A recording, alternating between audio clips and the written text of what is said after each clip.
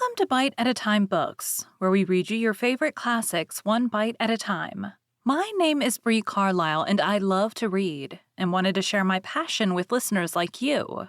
If you enjoy our show, be sure to follow us so you get all the new episodes. If you want to see exclusive behind the scenes of our show, join our Patreon. We would also love for you to drop us a rating on your favorite podcast platform, and share our show with your friends. You can catch us on all the social medias at Bite at a Time Books. We are now part of the Bite at a Time Books Productions Network.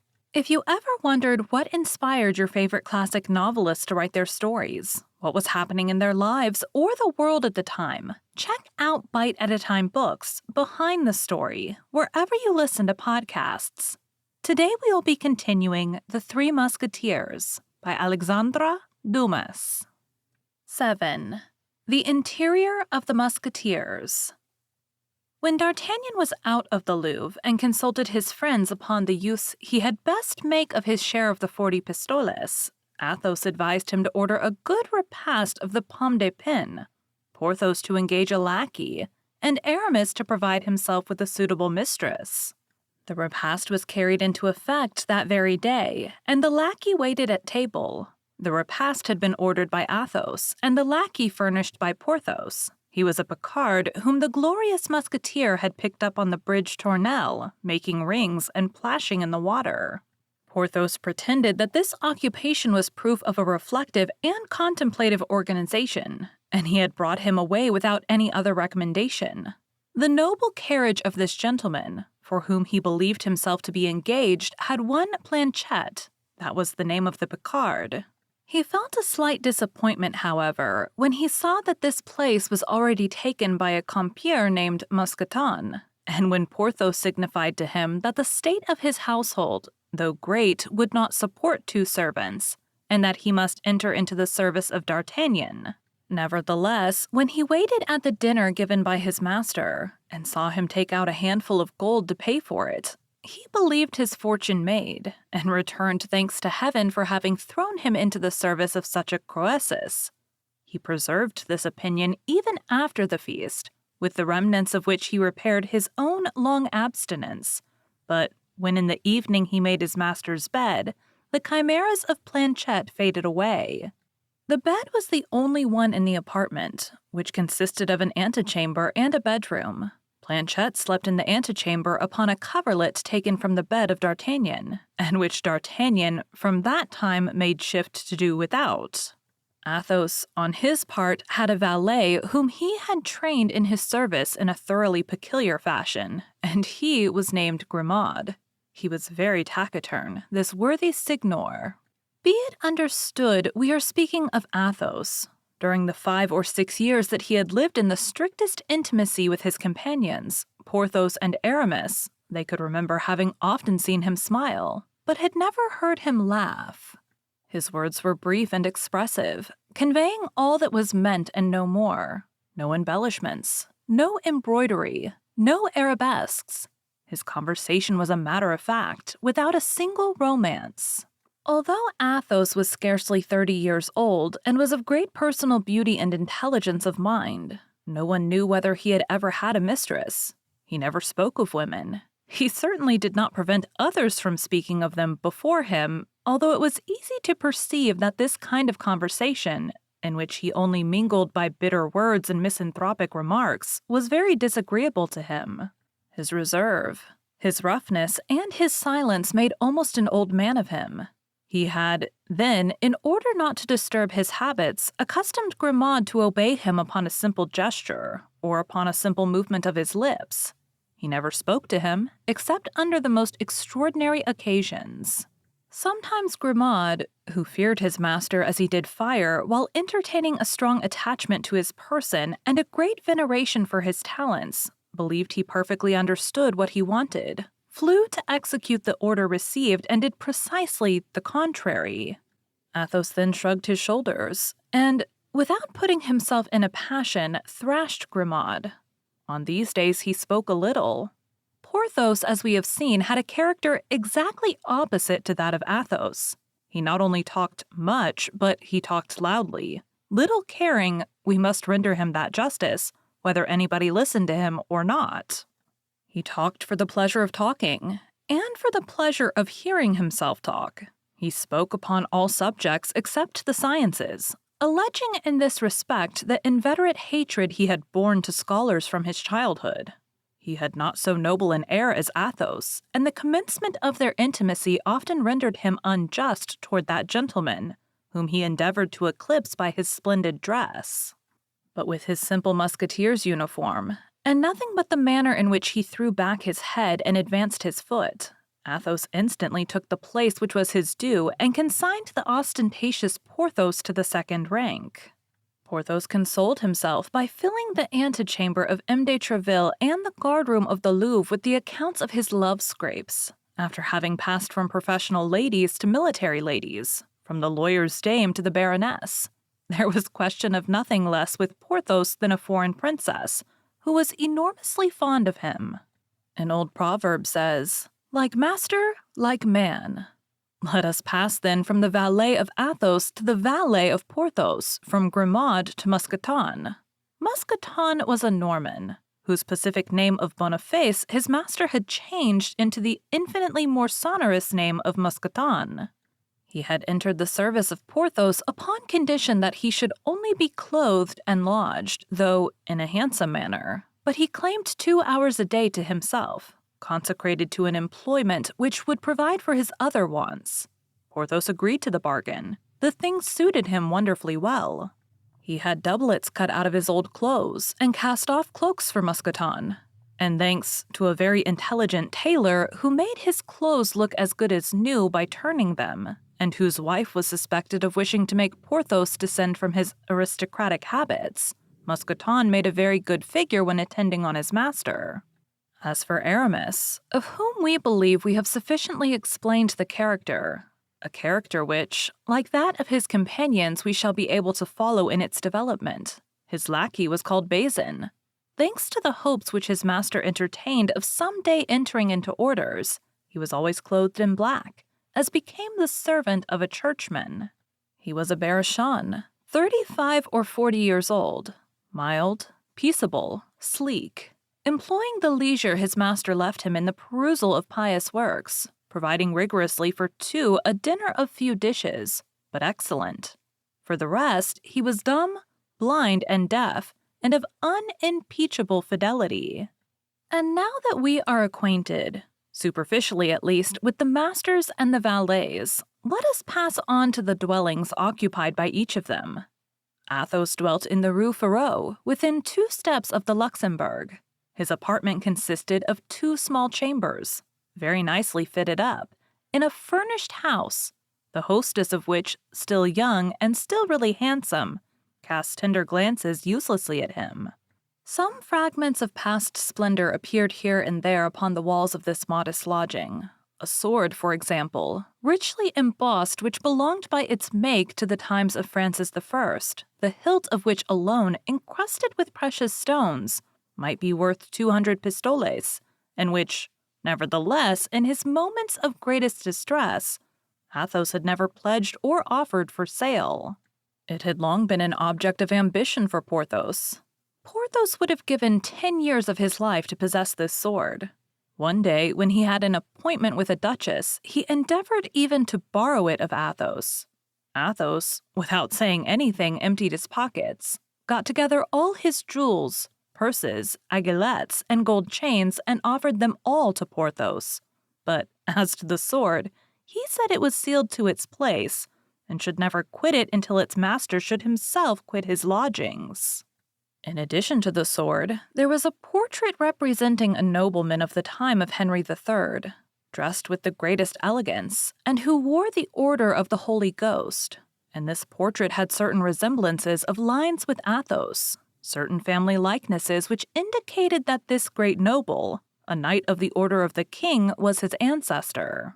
Besides these, a casket of magnificent gold work, with the same arms as the sword and the portrait, formed a middle ornament to the mantelpiece, and assorted badly with the rest of the furniture. Athos always carried the key of this coffer about him, but he one day opened it before Porthos, and Porthos was convinced that this coffer contained nothing but letters and papers. Love letters and family papers, no doubt. Porthos lived in an apartment, large in size and of very sumptuous appearance, in the Rue du Vieux Colombier. Every time he passed with a friend before his windows, at one of which Mousqueton was sure to be placed in full livery, Porthos raised his head and his hand and said, "That is my abode." But he was never to be found at home. He never invited anybody to go up with him, and no one could form an idea of what his sumptuous apartment contained in the shape of real riches. As to Aramis, he dwelt in a little lodging composed of a boudoir, an eating room, and a bedroom, which room, situated as the others were on the ground floor, looked out upon a little fresh green garden, shady and impenetrable to the eyes of his neighbors. With regard to D'Artagnan, we know how he was lodged, and we have already made acquaintance with his lackey, Master Planchet. D'Artagnan, who was by nature very curious, as people generally are who possess the genius of intrigue, did all he could to make out who Athos, Porthos, and Aramis really were. For under these pseudonyms, each of these young men concealed his family name. Athos in particular, who, a league away, savored of nobility. He addressed himself then to Porthos to gain information respecting Athos and Aramis, and to Aramis in order to learn something of Porthos. Unfortunately, Porthos knew nothing of the life of his silent companion but what revealed itself. It was said Athos had met with great crosses in love, and that a frightful treachery had forever poisoned the life of this gallant man. What could this treachery be? All the world was ignorant of it. As to Porthos, except his real name, as was the case with those of his two comrades, his life was very easily known. Vain and indiscreet, it was as easy to see through him as through a crystal. The only thing to mislead the investigator would have been belief in all the good things he said of himself. With respect to Aramis, though having the air of having nothing secret about him, he was a young fellow made up of mysteries, answering little to questions put to him about others, and having learned from him the report which prevailed concerning the success of the musketeer with a princess, wished to gain a little insight into the amorous adventures of his interlocutor. "And you, my dear companion," said he, "you speak of the baronesses, countesses, and princesses of others?" "Pardieu! I spoke of them because Porthos talked of them himself, because he had paraded all these fine things before me. But be assured, my dear Monsieur d'Artagnan, that if I had obtained them from any other source, or if they had been confided to me, there exists no confessor more discreet than myself." "Oh, I don't doubt that," replied D'Artagnan, "but it seems to me that you are tolerably familiar with coats of arms, a certain embroidered handkerchief, for instance, to which I owe the honor of your acquaintance." This time Aramis was not angry, but assumed the most modest air and replied in a friendly tone, "My dear friend, do not forget that I wish to belong to the church, and that I avoid all mundane opportunities. The handkerchief you saw had not been given to me, but it had been forgotten and left at my house by one of my friends. I was obliged to pick it up in order not to compromise him and the lady he loves. As for myself, I neither have, nor desire to have, a mistress, following in that respect the very judicious example of Athos, who has none any more than I have." "But what the devil, you are not a priest, you are a musketeer." "A musketeer for a time, my friend, as the cardinal says. A musketeer against my will, but a churchman at heart, believe me. Athos and Porthos dragged me into this to occupy me. I had, at the moment of being ordained, a little difficulty with... But that would not interest you, and I am taking up your valuable time." "Not at all. It interests me very much," cried D'Artagnan, "and at this moment I have absolutely nothing to do." "Yes, but I have my breviary to repeat," answered Aramis. "Then some verses to compose, which Madame d'Aiguillon begged of me. Then I must go to the Rue Saint-Honor in order to purchase some rouge for Madame de Chevreuse. So, you see, my dear friend, that if you are not in a hurry, I am very much in a hurry." Aramis held out his hand in a cordial manner to his young companion, and took leave of him. Notwithstanding all the pains he took, D'Artagnan was unable to learn any more concerning his three new-made friends. He formed, therefore, the resolution of believing for the present all that was said of their past, hoping for more certain and extended revelations in the future. In the meanwhile, he looked upon Athos as an Achilles, Porthos as an Ajax, and Aramis as a Joseph. As to the rest, the life of the four young friends was joyous enough. Athos played, and that as a rule, unfortunately. Nevertheless, he never borrowed a sou of his companions, although his purse was ever at their service, and when he had played upon honor, he always awakened his creditor by 6 o'clock the next morning to pay the debt of the preceding evening. Porthos had his fits. On the days when he won, he was insolent and ostentatious. If he lost, he disappeared completely for several days, after which he reappeared with a pale face and thinner person, but with money in his purse. As to Aramis, he never played. He was the worst musketeer and the most unconvivial companion imaginable. He had always something or other to do. Sometimes in the midst of dinner, when everyone, under the attraction of wine and in the warmth of conversation, believed they had 2 or 3 hours longer to enjoy themselves at table, Aramis looked at his watch, arose with a bland smile, and took leave of the company to go, as he said, to consult a casuist with whom he had an appointment. At other times, he would return home to write a treatise, and requested his friends not to disturb him. At this, Athos would smile with his charming melancholy smile, which so became his noble countenance, and Porthos would drink, swearing that Aramis would never be anything but a village curé. Planchet, D'Artagnan's valet, supported his good fortune nobly. He received 30 sous per day, and for a month he returned to his lodgings, gay as a chaffiche, and affable toward his master. When the wind of adversity began to blow upon the housekeeping of the Rue des Fossoyeurs, that is to say, when the 40 pistoles of King Louis XIII were consumed, or nearly so, he commenced complaints which Athos thought nauseous, Porthos indecent, and Aramis ridiculous. Athos counseled D'Artagnan to dismiss the fellow. Porthos was of the opinion that he should give him a good thrashing first, and Aramis contended that a master should never attend to anything but the civilities paid to him. "This is all very easy for you to say," replied D'Artagnan. "For you, Athos, who live like a dumb man with a grimade, who forbid him to speak, and consequently never exchange ill words with him. For you, Porthos, who carry matters in such a magnificent style, and are a god to your valet Mousqueton. And for you, Aramis, who, always abstracted by your theological studies, inspire your servant Bazin, a mild religious man, with a profound respect. But for me, who am without any settled means and without resources, for me, who am neither a musketeer nor even a guardsman, what am I to do to inspire either the affection, the terror, or the respect in Planchet?" "This is serious," answered the three friends. "It is a family affair. It is with valets as with wives. They must be placed at once upon the footing in which you wish them to remain. Reflect upon it." D'Artagnan did reflect, and resolved to thrash Planchet provisionally, which he did with the conscientiousness that D'Artagnan carried into everything. After having well beaten him, he forbade him to leave his service without his permission. "For," added he, "the future cannot fail to mend. I inevitably look for better times. Your fortune is therefore made if you remain with me, and I am too good a master to allow you to miss such a chance by granting you the dismissal you require." This manner of acting roused much respect for D'Artagnan's policy among the Musketeers. Planchet was equally seized with admiration, and said no more about going away. The life of the four young men had become fraternal.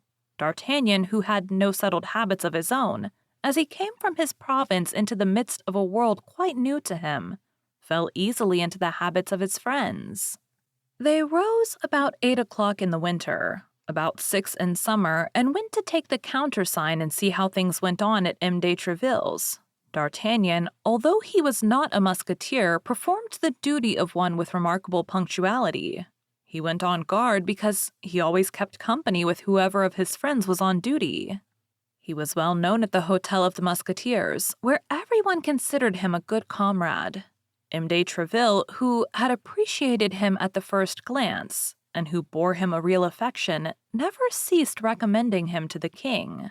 On their side, the Three Musketeers were much attached to their young comrade.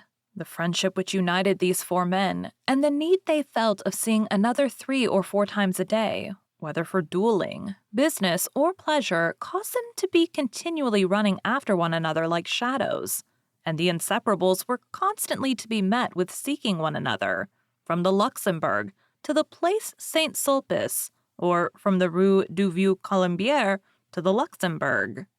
In the meanwhile, the promises of M. de Treville went on prosperously. One fine morning, the king commanded M. de Chevalier de Cessart to admit D'Artagnan as a cadet in his company of guards. D'Artagnan, with a sigh, donned his uniform, which he would have exchanged for that of a musketeer at the expense of 10 years of his existence. But M. de Treville promised this favor after a novitiate of 2 years, a novitiate which might besides be abridged if an opportunity should present itself for D'Artagnan to render the king any signal service, or to distinguish himself by some brilliant action. Upon this promise D'Artagnan withdrew, and the next day he began service. Then it became the turn of Athos, Porthos, and Aramis to mount guard with D'Artagnan when he was on duty. The company of M. le Chevalier de Cessart thus received 4 instead of 1 when it admitted D'Artagnan. Thank you for joining Bite at a Time Books today, while we read a bite of one of your favorite classics. If you enjoy our show, be sure to follow us so you get all the new episodes. If you want to see exclusive behind the scenes of our show, join our Patreon. We would also love for you to drop us a rating on your favorite podcast platform and share our show with your friends. You can catch us on all the social medias at Bite at a Time Books. Also, be sure to check us on our website, www.biteatatimebooks.com.